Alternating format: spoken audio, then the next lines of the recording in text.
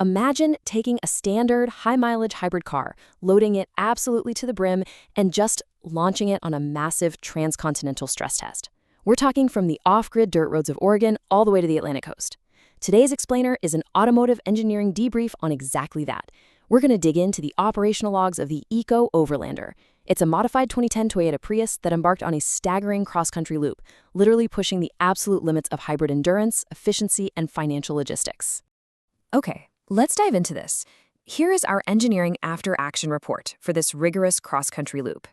We'll hit mission parameters and payload, eastbound scenic efficiency, tactical fuel decisions, westbound high-speed return, altitude and thermal stability, and finally, the 250,000 milestone. Let's process the data. Section 1, Mission Parameters and Payload. First things first, we have to establish the primary objective. This deployment started deep in Juniper Acres, which is an off-grid rural area south of Prineville, Oregon, complete with 0 city services and miles of brutal washboard dirt roads. The target? Intercepting a high school graduation all the way in Presque Isle, Maine. But, an objective is only half the equation, right? The other half is the payload. For anyone who's ever packed a car for a big family trip, you know exactly how much gross vehicle weight completely changes your handling dynamics. Well, this wasn't some solo drive in an empty cabin. The Prius was carrying a seriously heavy load. You've got the driver, James, 39, front passenger, Chelsea, 37, rear passengers, Ezekiel and Zara, 15 and 10, and we can't forget Roxy Rue, a 12-year-old canine service animal. That's our dynamic biological payload. So think about that. 4 humans, 1 service dog, and literally all their cargo, relying entirely on the Prius's standard factory suspension. No aftermarket heavy-duty springs here, folks. Just the original engineering tasked with stabilizing a fully loaded cabin across thousands of miles of shifting topography. Section 2, Eastbound Scenic Efficiency. We're transitioning now to the outbound 4,051-mile traverse, setting the stage for some really incredible aerodynamic and routing analysis. So the logistics of this trip were actually split into 2 very distinct routing strategies. The eastbound leg favored U.S. Route 20. Spanning over 3,365 miles, it's officially the longest continuous road in the United States. Taking this historic overland path rather than the high-speed interstates really locked in a steady, highly efficient travel rhythm. The lower speed limits on Route 20 kept engine RPMs nice and low and aerodynamic drag to an absolute minimum. It basically allowed the 1.8-liter hybrid synergy drive to just hum along in its absolute sweet spot, maximizing the scenic immersion for the crew before hitting their strict graduation deadline in Maine. Now, what's really interesting about this slide is the staggeringly low financial telemetry, just 10.4 cents per mile. Because of that highly efficient, sustained cruising speed, the aggregate operating cost for the entire outbound cross-country mobilization locked in at that incredible rate. I mean, even with fuel peaking at $5.19 a gallon in Burns, Oregon, the overall trip averaged an extraordinary 40.8 miles per gallon. This is absolutely the ultimate takeaway for your wallet. Sustained, moderate cruising speeds actively insulate you against peaking fuel prices. It's just a masterclass in long-range financial logistics.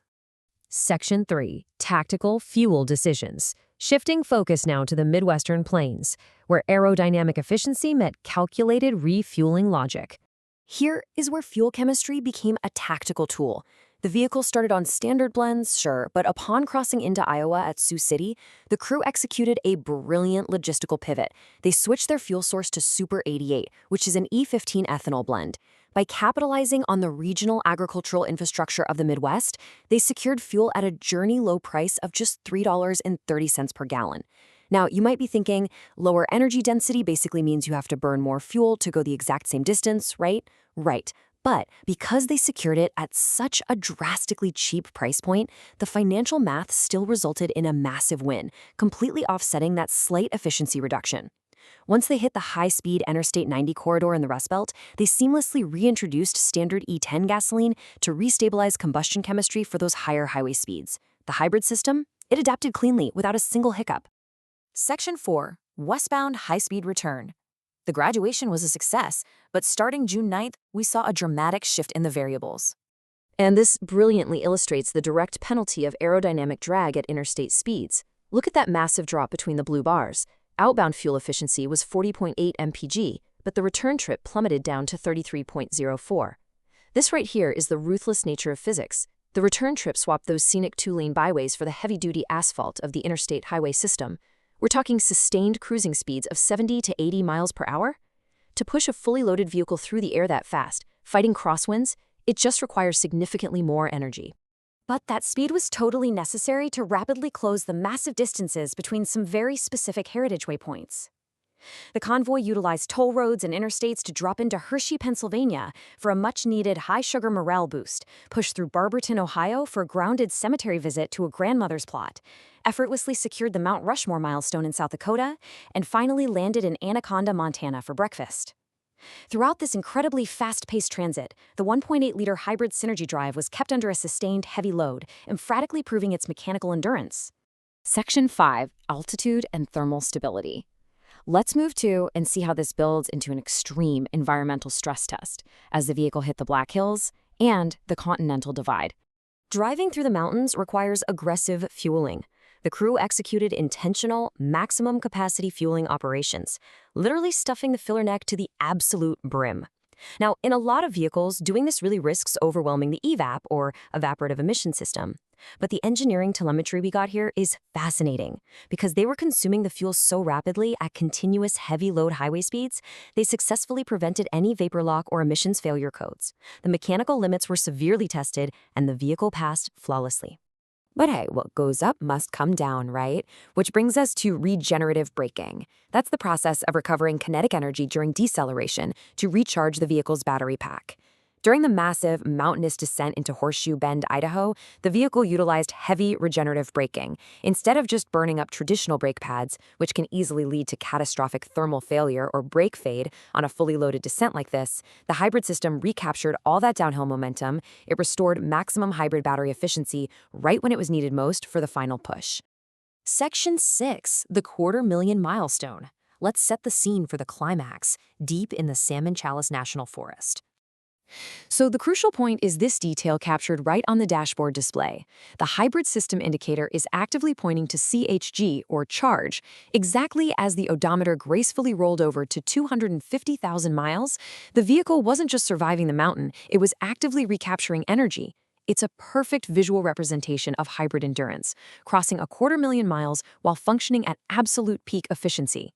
From there, it was an all-out sprint to the finish line. Following the strategic Anaconda pivot in Montana, where they actually intentionally abandoned Interstate 90 to avoid a super inefficient northern loop through Washington, they executed an 11-hour tactical push. They sliced rapidly through the Bitterroot Mountains, hit that 250K mark in Idaho, grabbed a vital refueling stop in Boise at the 366-mile mark of the day, and just pushed hard through the pitch-black Central Oregon high desert. The expedition finally concluded with a flawless 2 a.m. touchdown right back in the driveway on Myrtlewood Lane in Prineville. A massive coast-to-coast deployment and return.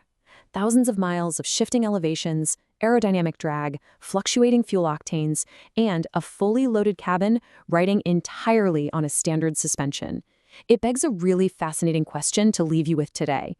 At 250,000 miles on the odometer, still operating incredibly smoothly for just pennies a mile, and conquering the entire continent without a single mechanical failure, what is the true upper limit of properly maintained hybrid automotive endurance?